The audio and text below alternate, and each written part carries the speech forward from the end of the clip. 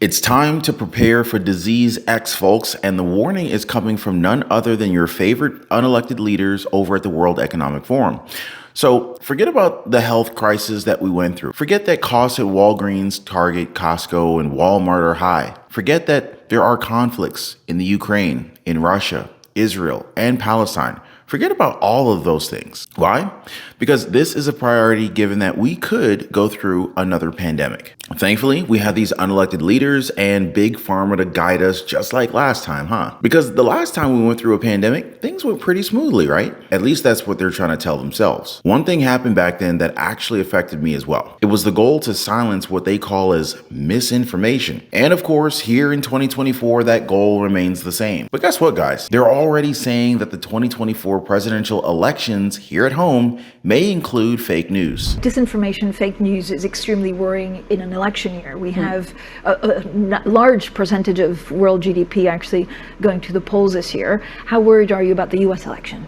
I mean, depending on how you count it, major economies with large populations, India, the US, are going into these elections. And what we found is that at each country level, in addition to the global risk around mis and disinformation, it's usually ranked very high among the top 5 risks around the world, as is concerns about an economic downturn. So what we're thinking is when these two things come together, the economic hardship being faced by many people and the rise of synthetic content, combined with going into an election year where people get to make decisions about who's going to be leading them, that together can be a very potent mix. And in particular, if some of those views start spilling over into very different perceptions of reality when it comes to health, when it comes to what people are thinking about education, what people think about specific people, who then becomes the owner of the truth. Yeah, and again, do you have a breakdown of actually this misinformation? Is it state actors? I know Russia has been involved in the past in US elections. So we're seeing a concern that this could become much more pervasive. To some extent, it's almost easier to track some of that state-sponsored disinformation and misinformation, but now at some point that starts spilling over and it becomes very difficult to track, especially without tracking systems, watermarking systems, and especially without the public being well educated about the risks of synthetic content, and especially when that is fake news. But what is fake news, right? I mean, like when you watch mainstream news outlets, do you feel like you're being provided the truth 24/7? Is that how it is? And if they lie to us, is that not fake news? Who decides what is true and what isn't true? Is it these same unelected leaders? You know, it's funny because the theme for Davos 2024, the spectacle that is the World Economic Forum's get together, basically, it's centered around rebuilding trust. I kid you not, guys, that's the theme. Look at this. Now, correct me if I'm wrong, but for you to rebuild something, it had to have been there in the first place, right? I mean, I can't say I'm rebuilding a car from scratch. There has to at least been parts of the original car for me to be able to say that, right? Tell you what, show of hands, anybody here who trusted these leaders right from the get-go? Now, I would think that many free thinkers wouldn't say yes, given that their track record has been the last few years. I mean, just the problems that we've had with the health crisis was enough for a lot of people to outright just kind of call them out and said that they were just straight up lying to us. Remember when Pfizer CEO Albert Bourla was asked about people being hesitant about getting a jab? And do you remember what he said? This is a vaccine that has been approved in the US by 2 separate governmental agencies, CDC and FDA, after listening to 2 separate independent scientific bodies. One is the FDA and the other is the ACIP for the CDC. And this is a vaccine that is getting approved by all authorities in the world. So that should say something to them. And I repeat once more, the decision not to vaccinate will not affect only your health or your life. Unfortunately, it will affect the lives of others and likely the lives of the people you love the most, which are the people that usually you are in contact with. So I think trust science. Well, I don't think that he trusted the science as much when he was asked about these same jabs early in 2023, when more evidence and more studies came out. Mr. Bourla, can I ask you, when did you know that the vaccines didn't stop transmission? How long did you know that without saying it publicly? Thank you very much. I'm sorry. Answer that question. I mean, we now know that the vaccines didn't stop transmission, but why did you keep it secret? You said it was 100% effective, then 90%, then 80%, then 70%. But we now know that the vaccines do not stop transmission. Why did you keep that secret? Have a nice day. I won't have a nice day until I know the answer.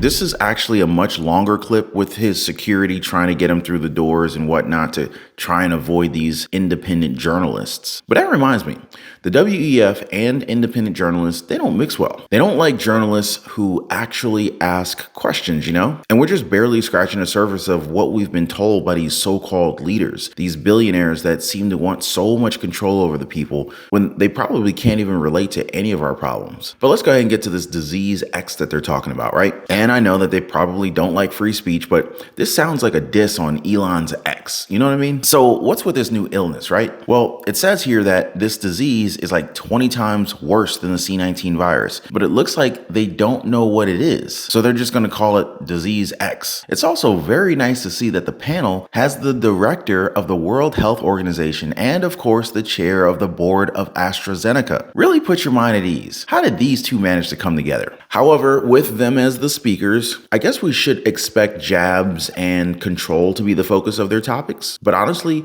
why do you think that they're on this panel? Was the initial response to the health crisis really that successful?